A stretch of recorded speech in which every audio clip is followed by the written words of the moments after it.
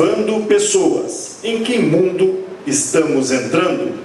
Para a apresentação deste painel, convidamos o engenheiro com pós-graduação em Gerência e Engenharia de Software e Fontes Alternativas de Energia da UFRGS, diretor executivo por mais de 30 anos em empresas multinacionais, como a Intel, HP, Dell, vice-presidente executivo de HT Micron Semicondutores durante sua construção e implementação.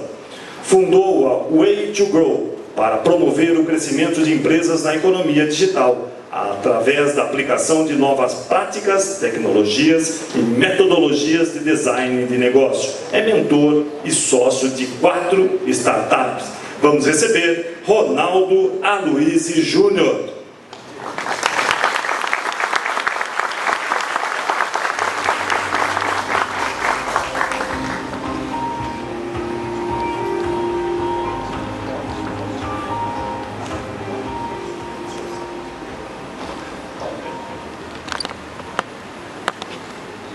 Bom dia.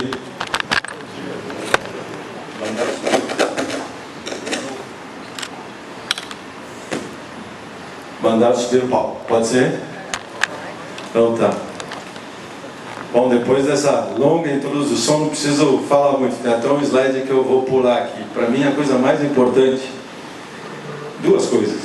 Em primeiro lugar, muita sorte ter tido essa apresentação da usina Monte Alegre antes da minha palestra, vocês já vão ver porquê.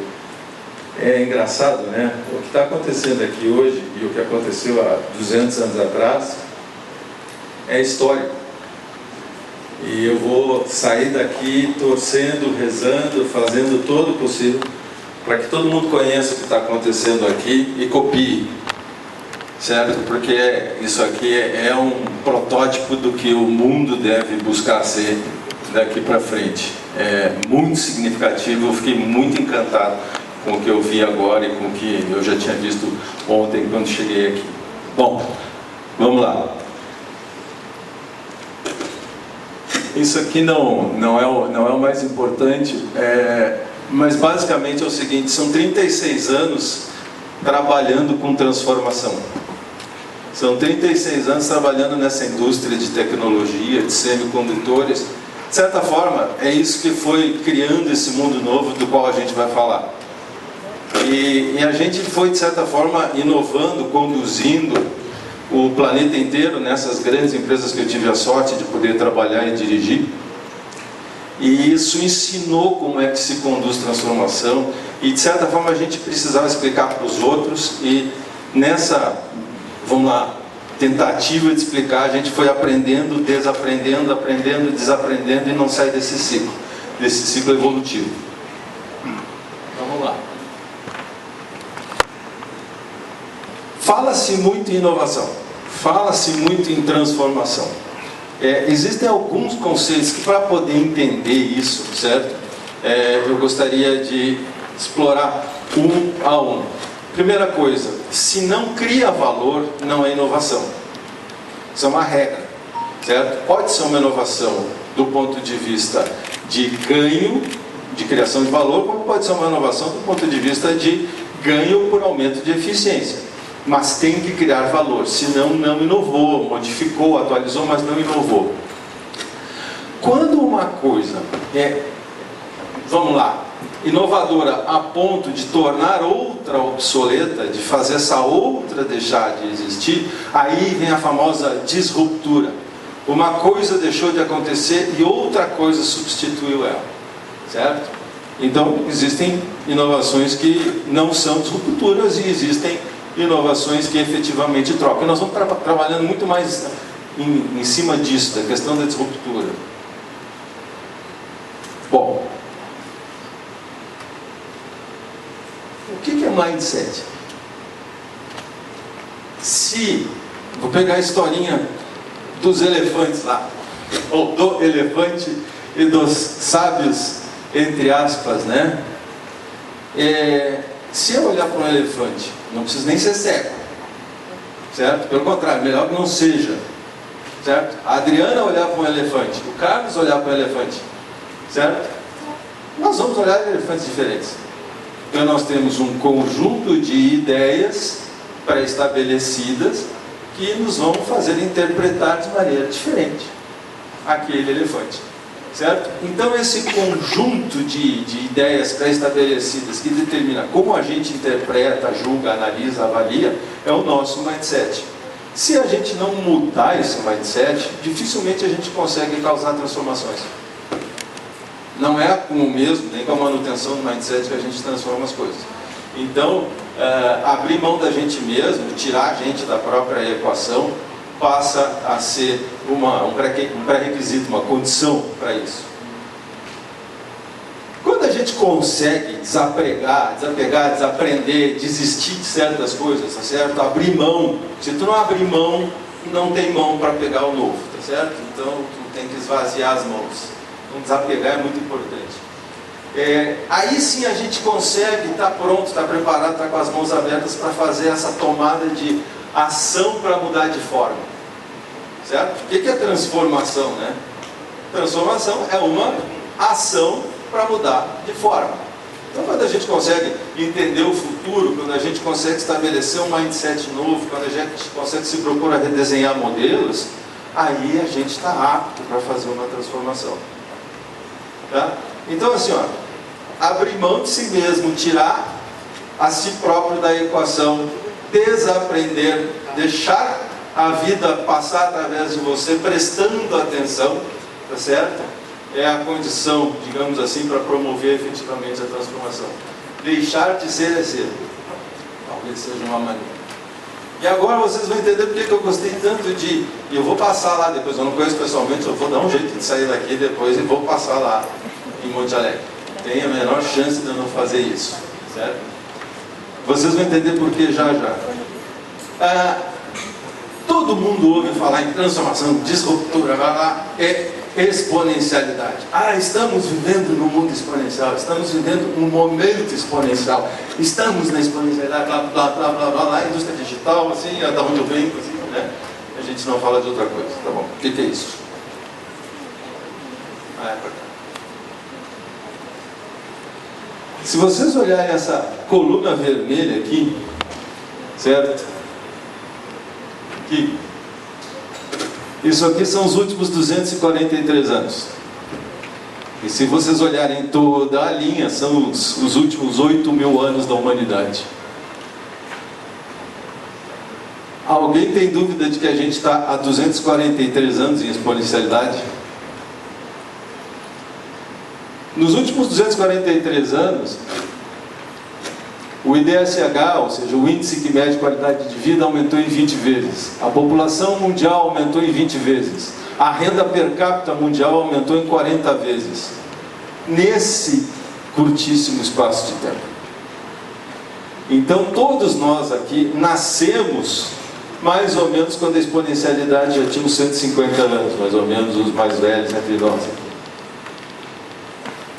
Entenderam por que a gente está, vamos lá, ou melhor, por que a gente não está tão assustado com tudo que está acontecendo?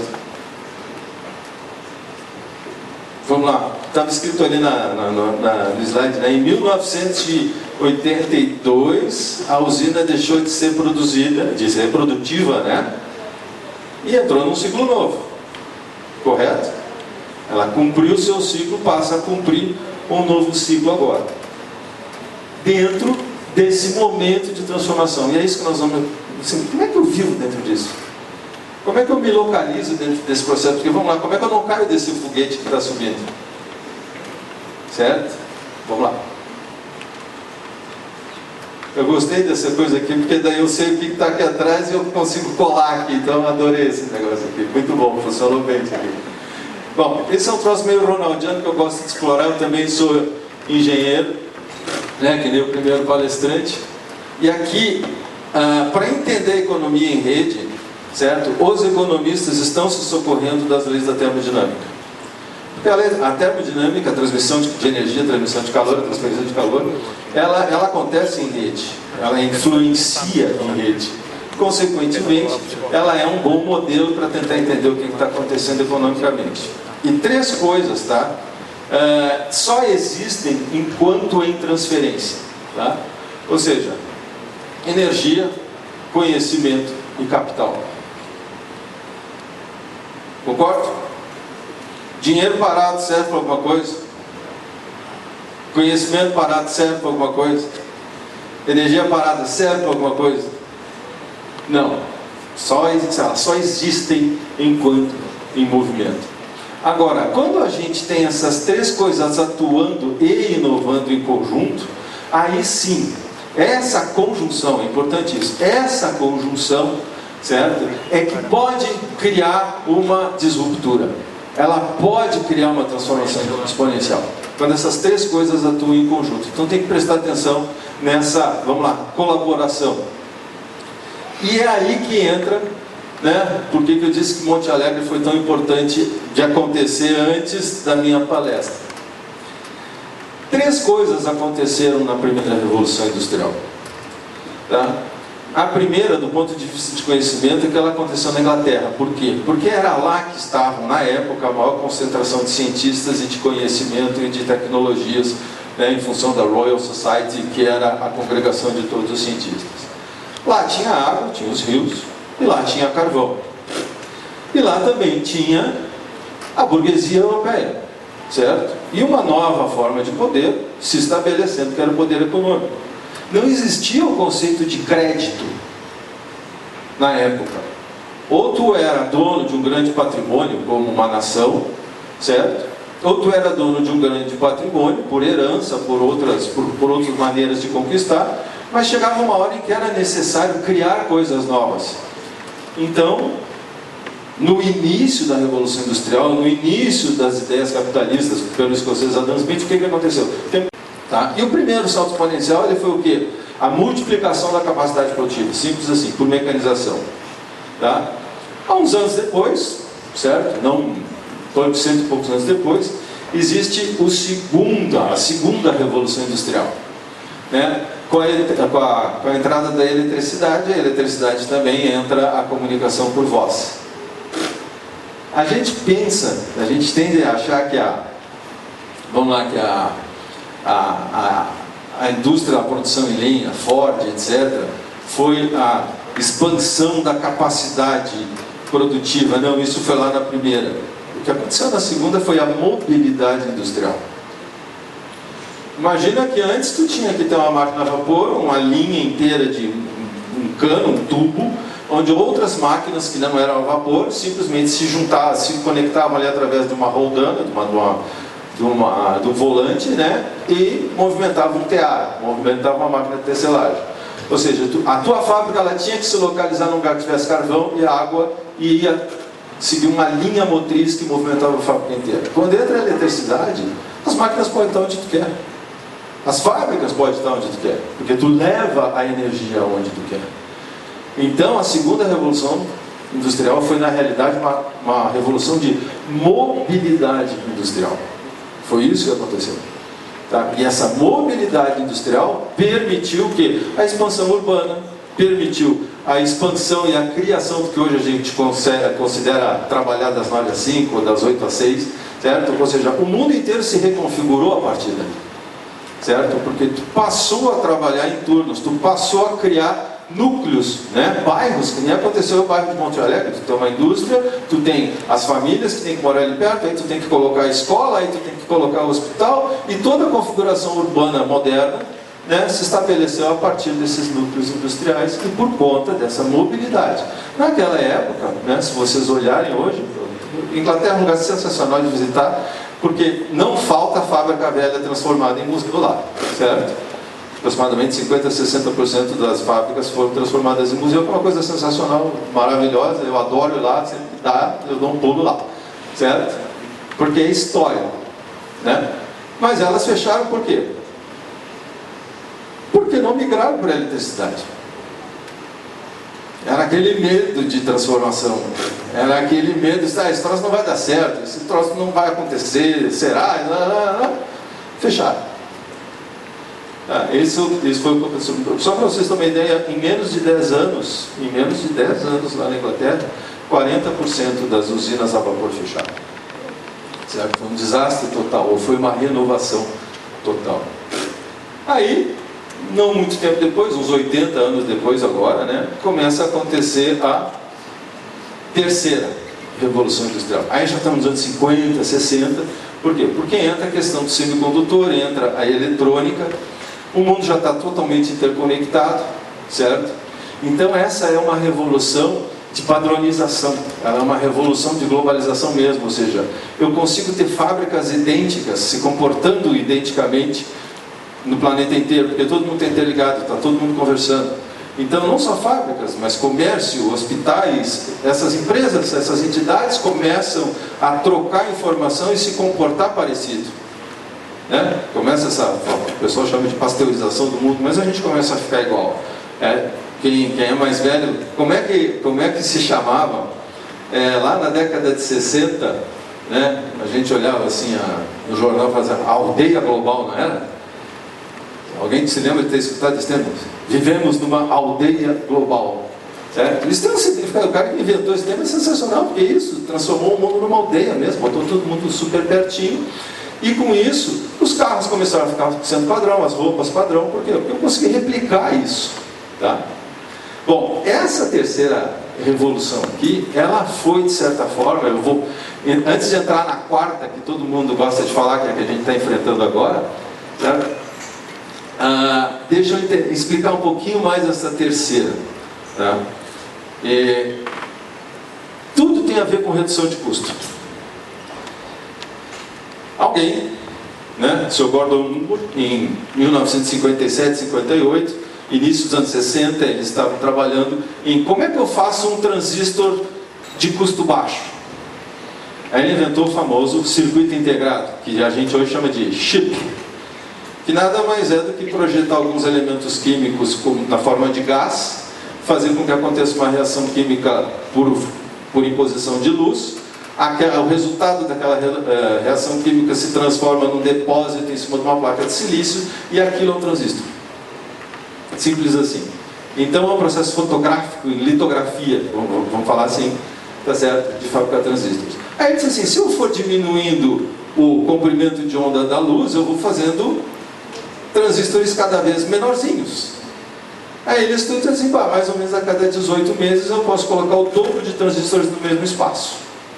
O que significa colocar o dobro de circuito eletrônico no mesmo espaço, que significa colocar o dobro de inteligência no mesmo espaço. Se o espaço é o mesmo e a placa de silício é a mesma, eu estou colocando o dobro de resultado em cima do mesmo custo. Então eu estou reduzindo drasticamente o custo. Então, isso foi o primeiro, vamos lá, sinal de exponencialidade digital, certo? Que a cada ano e meio tu dobra a quantidade de recursos eletrônicos. Então, se a gente pegar assim, de 1999 a 2019, só para olhar os últimos 20 anos, tá certo? A quantidade de operações de ponto flutuante por segundo que era feita num processador aumentou em 10 milhões de vezes, pelo mesmo custo, certo? Eu consigo, pelo mesmo custo, fazer 10 milhões de operações computacionais por segundo, certo? A quantidade de transistor aumentou 4.000 vezes dentro de um chip, certo? A quantidade de energia para ativar um transistor diminuiu 2.000 vezes em 20 anos, certo? O custo em dólar por 1 gigabyte armazenado diminuiu 10 milhões de vezes em 20 anos. Então, vocês imaginam a quantidade de inteligência que passa a ser viável de ser colocada em qualquer coisa. Isso vai criando uma infraestrutura de computadores, de celulares, etc., que está tudo interconectado. Quando essa coisa começar a se falar sozinha, prepare-se. É isso que a gente está, vamos lá, preparando para acontecer. Agora, tem uma outra coisa que a gente está sempre acostumado a falar com computador. Me diga uma coisa. Quem é que já comprou plano de dados de celular? Né? Você sabe o que vocês estão comprando assim? 20 megabit, 40 megabit, 40 mega, 40 não sei o que. Você sabe o que é isso? Tá bom, isso é assim, ó. Sabe a quantidade de bits que passa por segundo na rede, certo? que alimenta ou que traz informação para o nosso telefone. Se eu tiver 3 megabits por segundo chegando no meu telefone, eu consigo assistir um filme do Netflix. Só para ter uma ideia. Tá? Então eu não preciso de mais do que 3 megabits por segundo para assistir um filme de Netflix. Ok. Imagina o seguinte: hoje, num telefone 4G, a gente pode ter até 100 megabits. A gente não tem porque as empresas de telefonia compartilham muito, então não chega esses 100 megabits nos nossos telefones. Tá? Agora todo mundo está ouvindo falar do 5G, certo? Bom, imagina assim, ó, de 2 ou 3 gigabits que eu preciso para assistir um filme, eu vou ter disponível no 5G 20 gigabits. Certo? 20 milhões de vezes mais. O que nós vamos fazer com isso? Alguém tem uma ideia? Para que eu preciso disso? O que eu vou fazer com esse negócio? Bom, não é nem eu, nem vocês, nem ninguém que vai fazer isso. São as coisas. O 5G não é uma coisa que tenha sido criada para as pessoas usarem.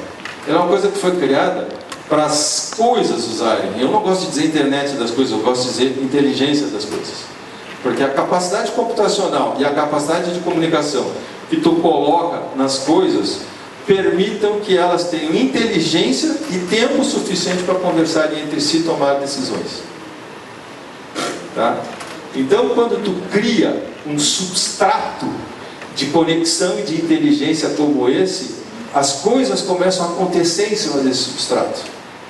A sociedade de 200 atrás, na primeira Revolução Industrial, era uma sociedade que acontecia através da centralidade de comunicação. Tu tinha donos de usinas, donos de poder, donos disso, tudo ok, não é crítica. A palavra poder é uma palavra que às vezes, né? Mas era assim, era centralizada a comunicação. A internet acaba com tudo isso. Então vamos lá. O que é acabar com tudo isso? O que é estar no mundo em rede? Que essa é a verdadeira transformação. Então aqui é que eu volto àqueles slides falando da 4ª revolução industrial, que é a característica é essa: viramos uma grande rede, certo? Ao longo de todas as outras transformações industriais que aconteceram, certo? O que foi aumentando? A gente foi criando redes de comércio, a gente foi criando rede de suprimento, foi criando rede de produção, tá certo? Tu tinha que ter uma certa governança sobre tudo isso, então naturalmente tu criou uma hierarquia.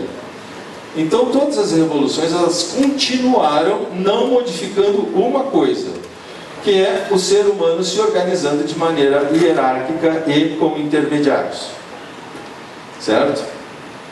Quando a gente olha tudo que está acontecendo aí, essa maluquice que nos envolve de rede social versus Rede Globo, entrando assim, não quero entrar no calor da discussão, mas basicamente o que está acontecendo é uma transferência do poder de comunicação muito simples.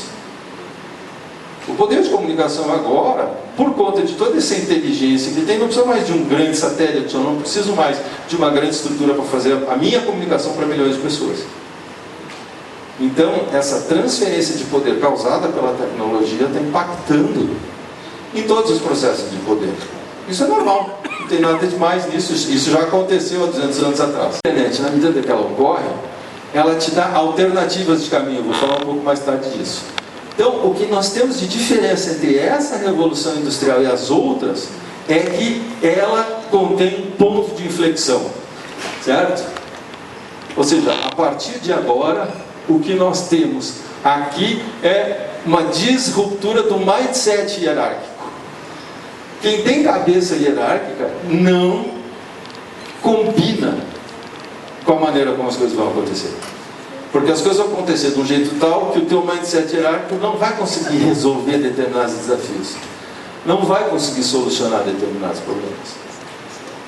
Então esse é o grande desafio da sociedade agora. É como eu migrar do mindset hierárquico para o mindset em rede, para o mindset colaborativo. Há uns anos atrás, o Peter Diamandis, que é um dos autores americanos, um dos fundadores da Singularity University, ele fez um artigo que, sei lá, eu acho que ele é muito bom para resumir os famosos 6Ds da exponencialidade. Primeiro, tudo aquilo que é digitalizado pode crescer exponencialmente.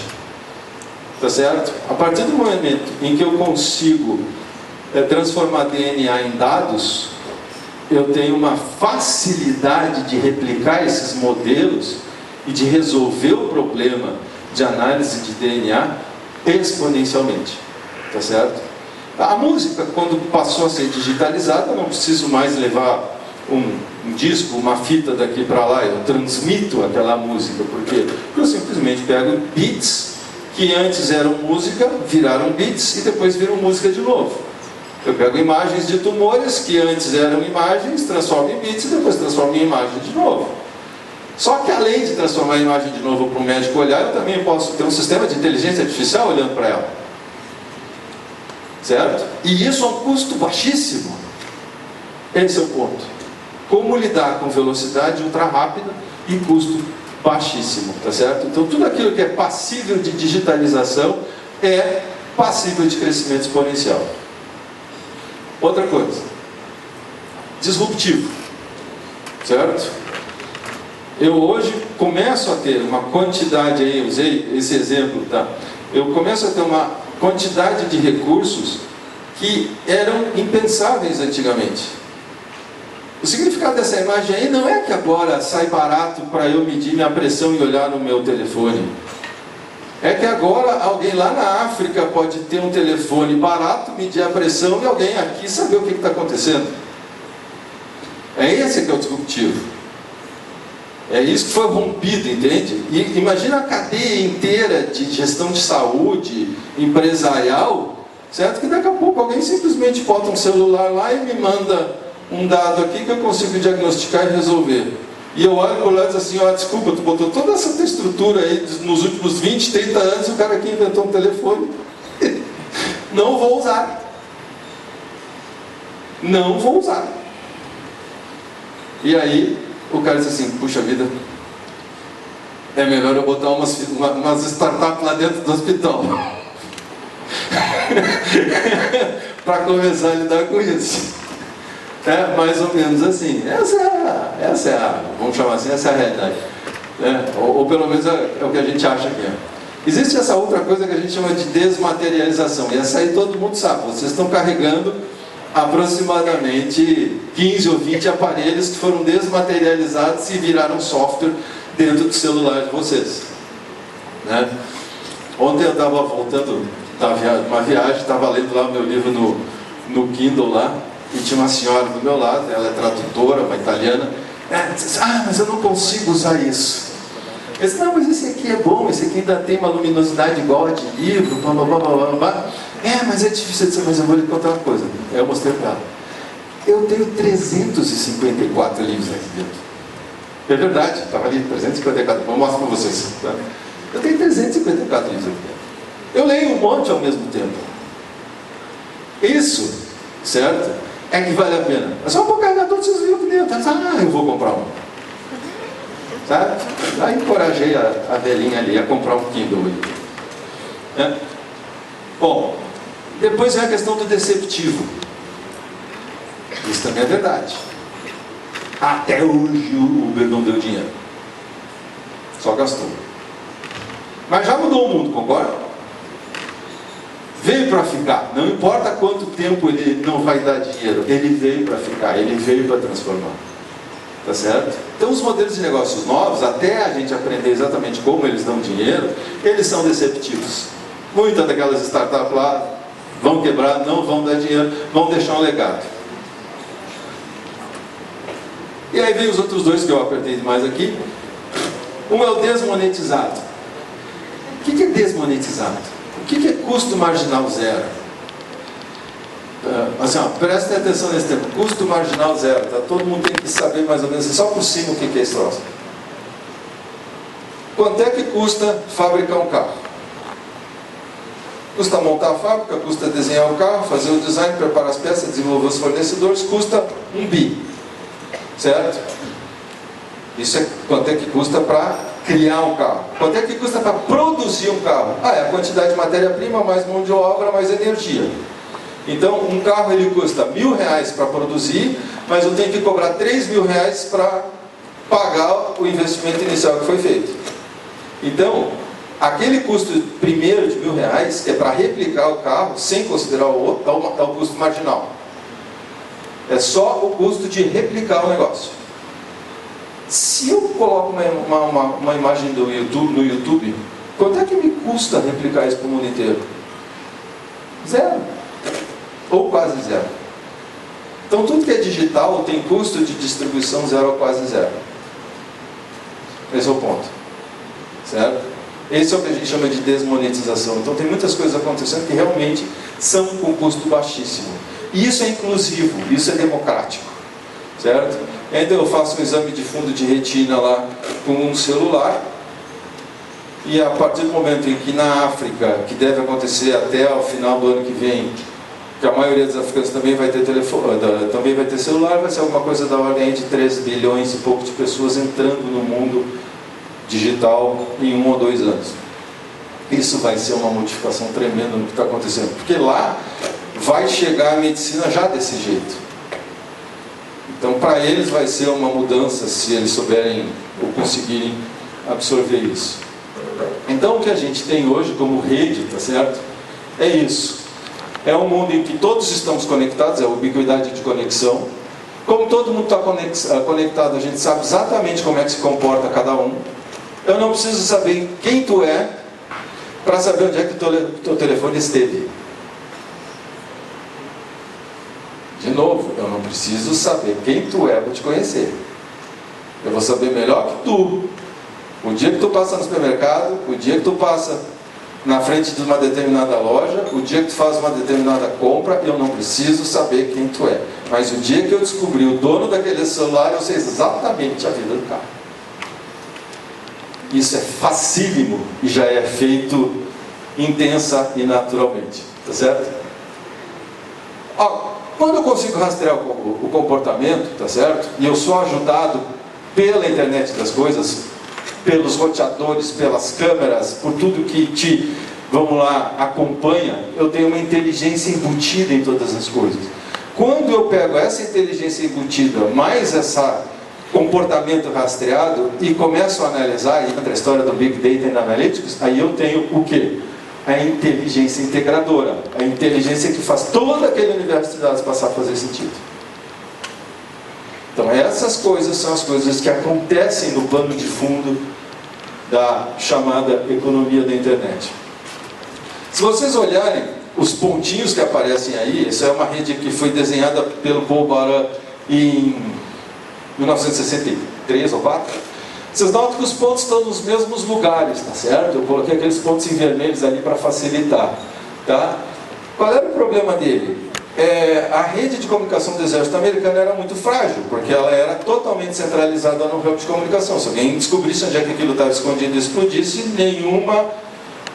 nenhum batalhão, nenhuma unidade do exército americano se comunicava mais. Ele disse assim, eu tenho que melhorar a segurança disso aí. Então, a primeira coisa que ele fez foi distribuir, ou seja, ele criou clusters, ele criou pequenas concentrações, onde tu ainda teria eles se comunicando entre si, caso um dos nós fosse destruído. E aí, depois ele passou a desenhar a topologia que se transformou em internet. Então é o seguinte, eu tenho todo mundo ligado com todo mundo. Isso que é o último conjunto lá. Ou seja, não importa o nó que eu destruir, tu sempre consegue rotear um caminho novo. Alguém já ouviu falar a palavra roteador? Comprei um roteador para minha casa, tá certo? O que o roteador faz é isso, não dá para ir por aqui, vai por ali. Então a gente tem essa sensação de que a internet é uma coisa, como é que eu vou dizer, estável, só cai de vez em quando. Não, ela cai sempre. Ela está toda hora caindo. Sempre tem algum problema. Só que as rotas são essas. Então o que acontece? A reputação do nó é que passa a dar, a reputação da internet é que passa a dar, certo, o uso dele. Por que a gente diz que a reputação é a métrica? Certo?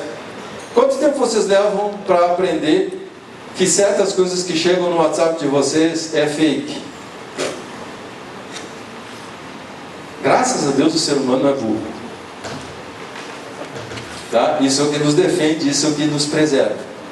Então, o exercício que a gente está sendo, vamos lá, desafiado a fazer, é o que é informação que efetivamente agrega, o que não agrega, o que tem fonte correta, o que não tem fonte correta, o que deve permanecer, o que não deve permanecer. Que nota que eu tiro como passageiro do Uber, né? Nunca entrei bêbado num carro, nunca vomitei, nunca... Imagina o coitadinho do motorista lá, acabou de lavar o carro, né? E pega uma pessoa passando mal, né? Então, e ele dá nota pra gente, não é?